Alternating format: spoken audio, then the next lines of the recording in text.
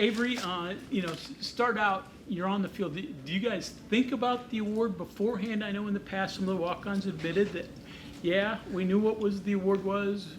Did you think about it? What was your emotion when they called your name? So at first, it really wasn't something that had crossed my mind. I was kind of focused on the game that we were playing and trying to win for the gold team. But whenever they did call my name, I was surprised. I wasn't expecting it at first, but I'm definitely glad it happened. It's an honor to be recognized by an award like that, so I definitely appreciate it. Do you know much about your dad's career? Has he told you about it? Yes, sir. I've heard some stories. I mean, he tells me the numbers he lifted and the plays he made, and he loves talking about that stuff and looking back with me. So he definitely set a great example for me coming into this program and understanding the standard that was needed to be met. Coach Brown mentioned it's been a sometimes difficult process for you making the adjustment to college football. What motivated you and kept you going when you met some setbacks? Definitely. So knowing my dad went through the similar struggle, it was easy to be able to confide in him and talk to him. And he offered me advice throughout the process, but definitely going through it with other walk-ons was a big thing for me. Preston Fox, CJ Cole, Tyler Evans, guys like that really helped me go through it because they were going through the same thing. So that motivated me to keep going. We'd see each other in Monday Night Football, have a good time out there. So definitely. What is an example of like a Hudson Clement show you and provide you as an example last year, end up getting a scholarship after a big game, and now one of the integral players of the team a year ago this time, maybe Definitely. not having those thoughts? So as walk-ons, I feel like we're really like a close-knit group. So whenever Hudson first got here, he was one of my good friends whenever he got here.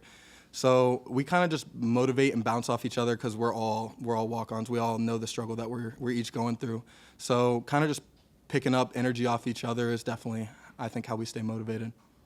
What brought you here? Was it your dad just always on you to come here? You're from South Carolina, so Yes, sir. How did it work? I've been a Mountaineer fan since I was a little kid, so coming to play here was a dream of mine. I grew up watching guys like Stedman Bailey and Tavon Austin and Geno Smith, so coming here was definitely a dream of mine to play on Mountaineer film. How many times do you watch the Tavon Austin highlight video? Every night. No, I'm just kidding. I definitely watch it probably once a month. Probably it finds its way onto my TV. If you're a fan of highlight videos, we were talking about a little bit with Garrett. Were you familiar with the full-on highlights of Pat White? You have to go back and check him out a little bit now that you knew he was coming back here a little bit before your time. Yeah, definitely. I mean, I had seen a few highlights, but not like the entire clip. He's got a long highlight reel, so there's definitely a lot to watch. But I watched a lot of Carl Joseph highlights growing up. I wore number 8 in high school and in Pee Wee, so definitely. What's your role, do you think? What do you want your role to be on this year's team? I believe my role in this team is to be a glue guy and a guy that like sets the standard for the other guys, the new guys coming into the program. I feel like I've learned how to train and how to take coaching and how kind of the process works here. So being able to instill that in the younger guys is a big role I take seriously. How does your dad, when you talk to him about his career, how does he kind of talk about walking on and the whole process?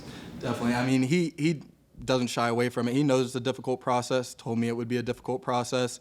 So whenever I go back and I'm telling him, like, hey, I'm struggling with this, like, he fully gets it. And he's always there in my corner to give me advice or tell me, hey, like, you need to work on this or pick me up whenever I'm feeling down.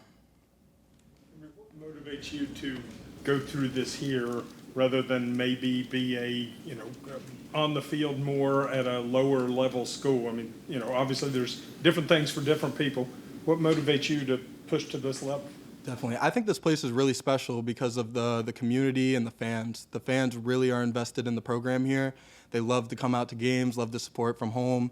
So I think the fans here, I go back home in South Carolina and I see West Virginia flags and yards on the backs of cars. So the fan base, I feel like, is really across the country, and that's something that's really special to me. And yeah. Yes, he was in the crowd. Yeah, I was lucky enough to talk to him after the game, and it was a pretty special moment for me and my family. Mom from West Virginia? Where's she from? Yes, my dad and my mom both grew up in the same place, Milton, West Virginia. Milton. I knew they were Huntington area. So Yeah, small where your little dad town. was. So your mom is too, huh? Yes. So did those roots, did you feel a connection with West Virginia long before you moved to West Virginia? Oh, definitely. So I remember going to my grandfather's house in Milton, West Virginia, and he had an apple tree outside, and we'd watch West Virginia games, play NCAA all day. So I've been a West Virginia fan since I was little, and definitely it's been great to be able to come play here. What was the first WVU game you remember going to? So I hadn't been able to get up to come to a West Virginia game in Morgantown. The first one I went to was against Tennessee in Bank of America Stadium in Charlotte. So being able to see some of those guys and then being able to play with those guys a couple years later was definitely a pretty cool experience. You mentioned your academic side too, and you're good there as well. Where'd you learn to take that, seriously? And what's that bring you in the future? Definitely. So in school, I feel like even in high school, I tried to get a variety of different subjects that I was studying so I could be as versatile as possible. That's something I also try and mirror in football by learning different positions. But in college in particular, I took up MIS, I took up the sales team, and I took up football, and I mainly did that to develop my skill set in different areas.